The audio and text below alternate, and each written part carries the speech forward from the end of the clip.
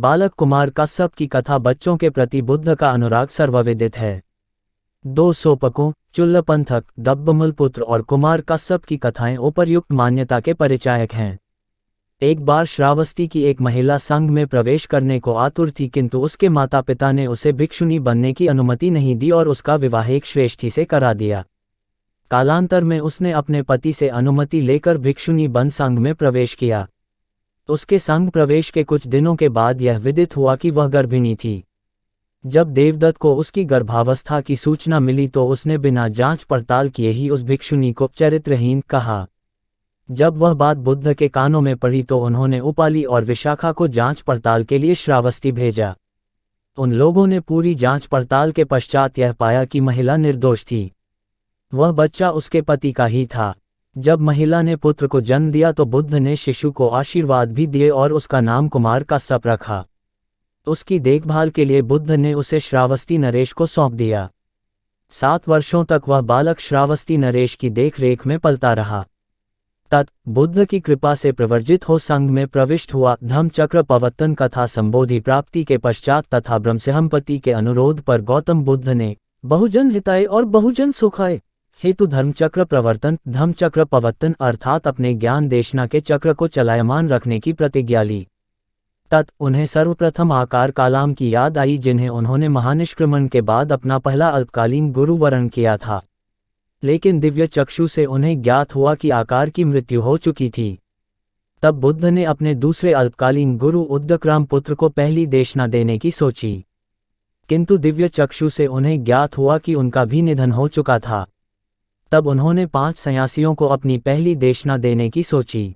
ये सन्यासी 6 वर्षों तक बुद्ध के साथ कठिन तप करते रहे थे, किंतु बुद्ध ने जब अति कठिन साधना की अनुपयुक्तता को समझकर सामान्य भोजन को उन्मुख हो गए तो वे 5 तपस्वी उन्हें छोड़ सारनाथ चले गए।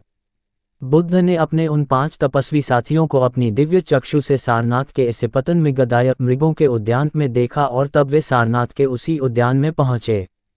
तपस्वियों ने बुद्ध को जब वहां पहुंचे देखा तो उन्होंने उनकी उपेक्षा करने की सोची, किंतु जैसे ही बुद्ध को उन्होंने निकट से देखा और उनकी अनूठी प्रभा का साक्षात्कार किया तो उन्हें पर्याप्त सम्मान दिया। सर्वप्रथम बुद्ध ने उन्हें 4 आर्य सत्यों की शिक्षा दी।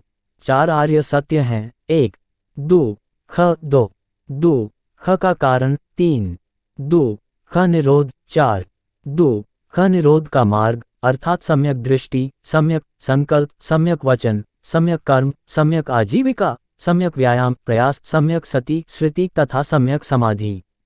उपर्युक्त अष्टांगिक मार्ग ही मध्यम मार्ग कहलाता है, क्योंकि यह जीवन लक्ष्य प्राप्त करने के 2 अतिवादी मार्गों का निराकरण करता है।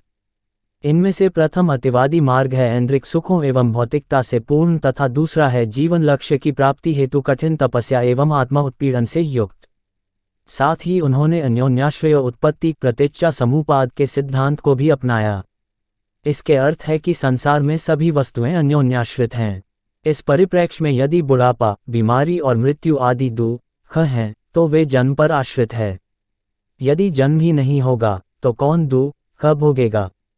यहाँ यह भी ध्यातव्य है कि मृत्यु केवल एक जन्म का ही अंत है, दूसरा जन्म इससे भी दुखदायी हो सकता है। जन्म सत होने पर आधारित है, सतग्रहण पर आधारित है, ग्रहण वासना पर आधारित है, वासना सत्संग से उत्पन्न है, संसर्ग संपर्क से उत्पन्न है, संघर्ष षडेंद्रियों से उत्पन्न होता है, षडेंद्रियां देहांत बोध से उत्पन्न है, देहांत बोध स्पंदन से उत्पन्न है, स्पंदन संस्कारों से उत्पन्न है और संस्कार अज्ञान से उत्पन्न है। दूसरे शब्दों में उन्होंने बताया कि अज्ञान ही सब दुखों का मूल कारण है।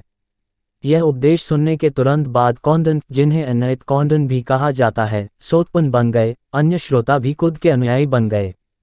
द्रष्टव्य महापरिनिब्बान सुत न 1 6 दीध्य निकाय।